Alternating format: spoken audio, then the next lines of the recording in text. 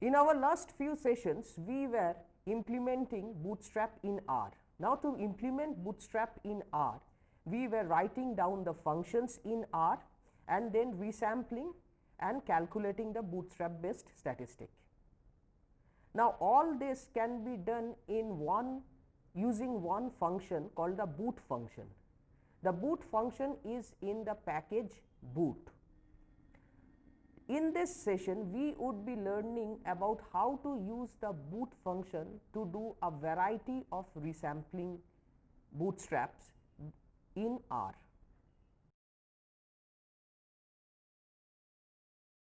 The boot package implements many variants of resampling methods in R. The advantage is that the boot package by itself does all those implementations, and the user just needs to provide the function and the data, and the repeated resampling is done by the boot function in the boot package. So, we would be using some of the codes in the quoted article and see how we can have a feel or see how we can use the boot function to implement certain bootstrap in R easily. Now, as the boot function in the R package boot implements the resampling methods for IID data.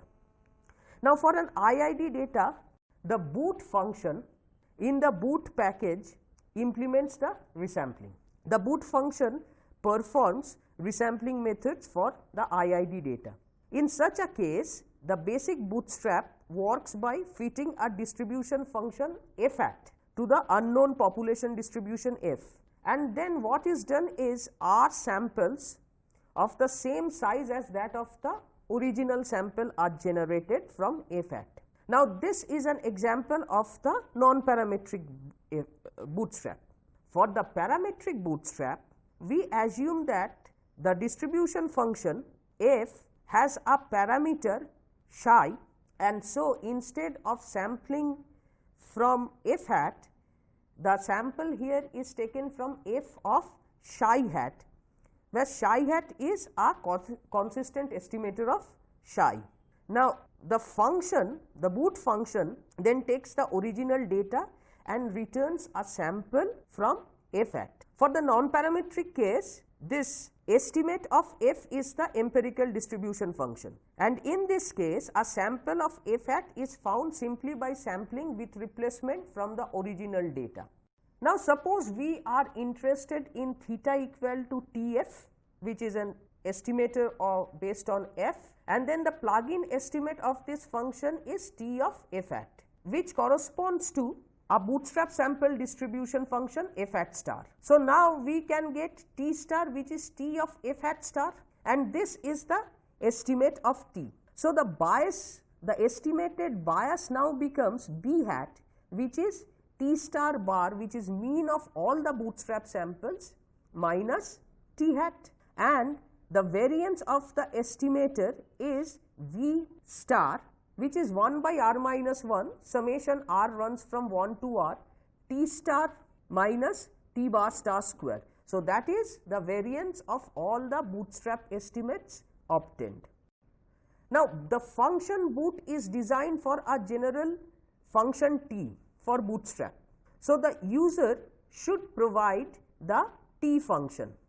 In the parametric bootstrap, this is the T function is simply a function of the data set, while for the non-parametric case, this T function or the statistic must be a function of the original data set, and along with that we need to specify a second argument which is used to determine a bootstrap sample. Now, let us take an example. So, we are going back to the same example of the air conduit data which we had analyzed previously for the to estimate the mean and the standard error of the mean. So, here we first define a function called mean dot w, and mean dot w is function of x w's, where the function returns sum of x into w. After defining this mean dot w function, And note that here we are performing a non-parametric bootstrap. So, we would be passing this function and the data on which this function needs to be run. So, we are calling the function boot and passing on the arguments data equal to aircondit.hours, and then we are specifying the statistic is mean.w, which is the function t that we were talking about earlier, and we want 999 replicates. I mean, this is, we can change the number of replicates, but by default it is 999. And then we have specified another parameter. Now, this is the second parameter that the user needs to specify, and we have specified here S type equal to w, where w are nothing but the probability weights, which is estimated by the relative frequency. So, if we run this, we get the output as the original value or the original bootstrap statistic value, which comes out here to be 108.0833, the bias which is 0.3546, and the standard error which comes out to be 37.34891.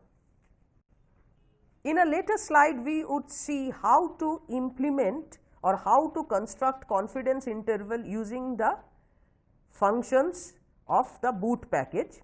But before going into that, we would see how we can implement a linear model in using the boot package.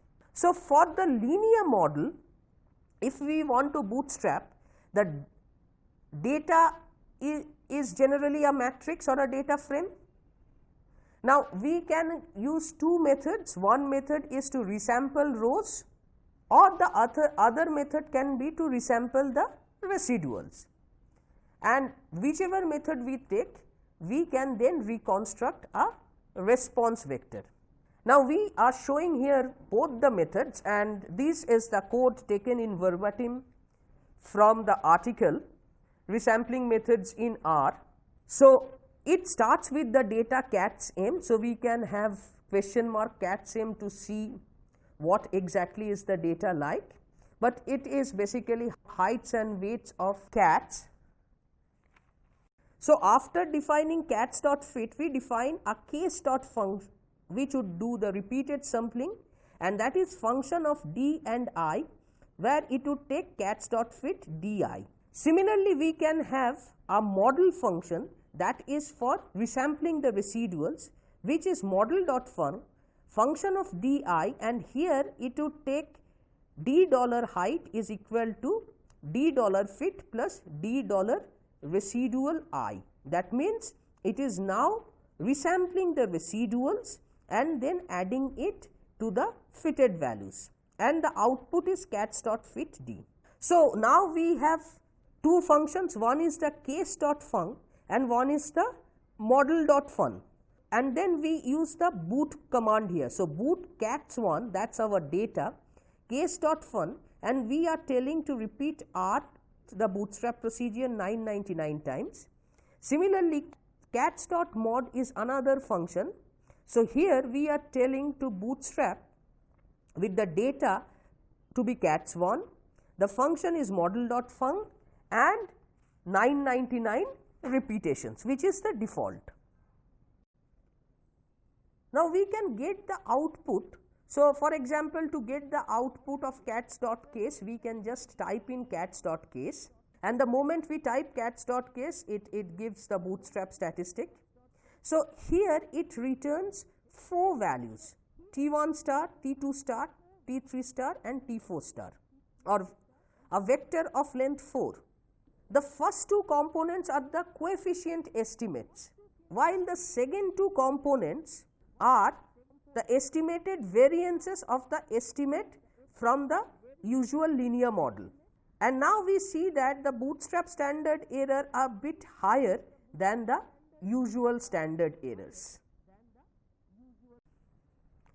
We can also check the bootstrap function or the output of the bootstrap function by plotting them. So, for example, plot cats.case2 index equal to 2, that gives the slope output for CAT-SAME data set using the case resampling method. So, it gives the histograms of all possible bootstrap statistic of slope and the QQ plot. One can use to see if there are outliers or not, one can use the jackknife after bootstrap plot, and that can be used by jack.after.boot, and we have already seen an application in our last class of this function which points out which outlier or which data point has a significant effect. Now, once the bootstrap output is confirmed, then the user can proceed to use the output, and the most common way of using bootstrap output is the constructing confidence intervals. So, here is a small function from the help page of boot.ci, which is the function which constructs the confidence interval. Now, previously we had used the non-parametric bootstrap version. Here we are using the parametric bootstrap version. So, if we see parametric bootstrap version of the air condit data. So, first we are defining the function mean.func, which is function of d and I, and this function calculates the mean and it also calculates the variance and returns the variance. Now, this variance, we had not calculated this variance for the non-parametric case, but this variance needs to be calculated because if we are going for a studentized confidence interval, we need the variance for each of the sample. And then again we are calling air.boot. So, we are bootstrapping this with the air condit data and mean.fun. So, we are running mean.fun on the air condit data 999 times, and then the command is boot.ci of the bootstrap object. Here the bootstrap object is air.boot. So, boot.ci of air.boot gives the bootstrap, and it gives basically 5 types of bootstrap confidence interval. The first is the normal interval, which assumes a asymptotic normal distribution and uses the bootstrap estimate of bias and variance for the parameter of the distribution, and then the basic bootstrap and the percentile bootstrap, then the studentized bootstrap and the bias corrected adjusted bootstrap. So, like this we can use the boot.ci function for any bootstrap object to calculate the confidence intervals. Further, we take a slightly complicated example where we would be resampling censored data. Once again, this is the example from the article that we had cited. Now, there is a particular function called CNSBoot, which implements bootstrap for random right censored data.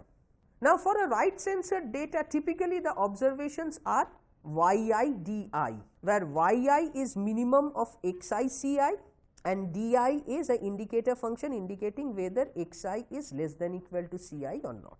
Now, we assume that here XI follows F and CI follows G independently and I is the indicator function. Now, non-parametric estimates of F and G are the Kaplan-Meier estimates, which are used heavily in survival analysis, and we denote them by F star and G star. Now, we can proceed by sampling x1 star to xn star from A star and independently sampling C1 star to Cn star from G star. Once these samples are, so we now have xi star paired samples xi star Ci star, and from that we can construct yi star di star. Now, there can be an alternative approach in which a conditional bootstrap is used. So, here the procedure or the algorithm conditions the resampling on the observed censoring pattern.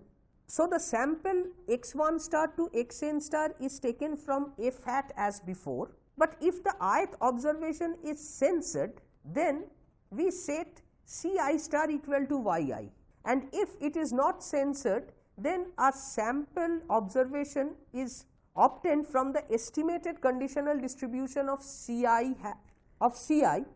given that Ci is greater than Yi. So, now in this way we can generate x1 star to xn star and c1 star to cn star, and once xi star and ci star is generated, we can generate yi star di star in the same way as before. There are other sophisticated methods also for this sort of resampling scheme, and the other method is called the weighted bootstrap.